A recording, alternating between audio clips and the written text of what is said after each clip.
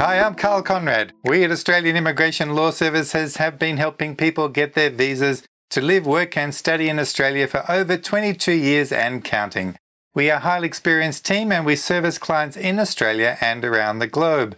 Australian immigration law keeps changing and the best way for you to keep up with all the news is to subscribe to our channel.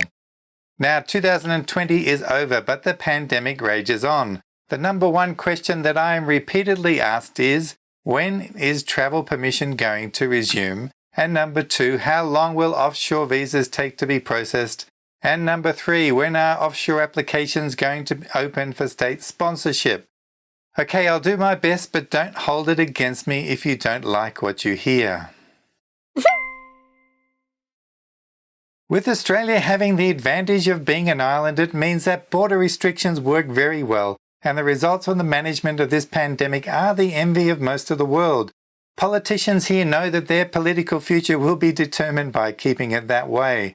Very few would be brave enough to authorise the resumption of travel permission without the security in place that those who will enter Australia are not infectious or are fully vaccinated. Some form of vaccination certificates will be likely mandatory in the coming months, and the question of which vaccination types will be approved is a debate almost sure to rage on for some time. On the flip side, it would be more comfortable to allow entrance when a vast majority of the Australian community has been vaccinated themselves. This way, should the virus creep in, its impact will hopefully be minimal.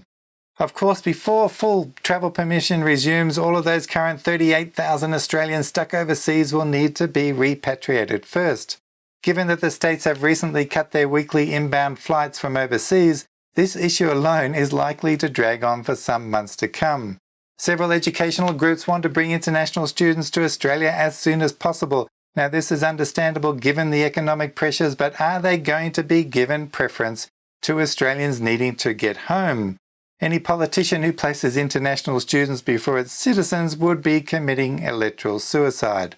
However, if the media runs out of heartbreaking stories of Australians wanting to get home, then yes, international students will be first in line. Our office has received communication from the Immigration Department that most temporary visa processing is on hold for applicants who are not in Australia. And while yes, online applications may be allowed to be lodged, nothing will happen on their processing if they don't gain permission to enter Australia. Now, this sounds like harsh news, but in all fairness, it is not really.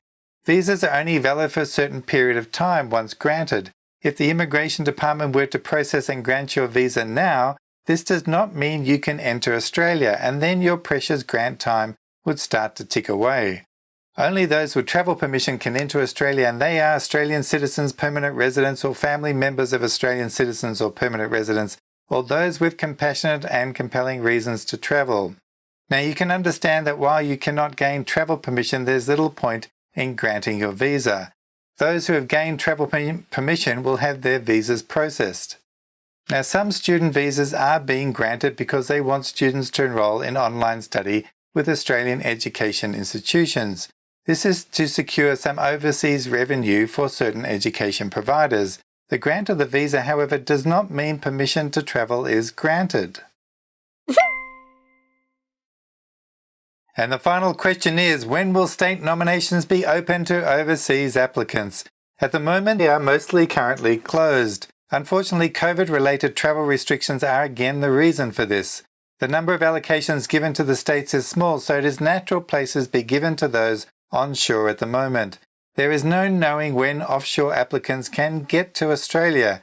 The states do not want to waste valuable invitations going to visa applicants who are currently not have a chance of travelling to Australia. Occupations have also been severely limited as well due to the pandemic.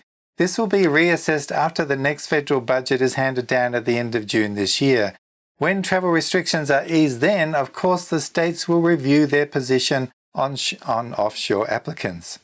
So there you have it, the three most common questions answered. Now, maybe not in the manner or details as you would like, but it gives you an indication of what to expect. All of this is hypothetical, for any drastic changes are still possible, but let's keep our fingers crossed they are not for the worse and some good news will crop up. Best way to get the latest updates before everyone else, of course, is to subscribe to this channel. Should travel restrictions ease or applications open to those overseas, we will 100% be letting you know through this channel. In the meantime, there's loads of free information on australiavisa.com to read, and we'd love it if you join our Facebook community as well, where we post all of these updates.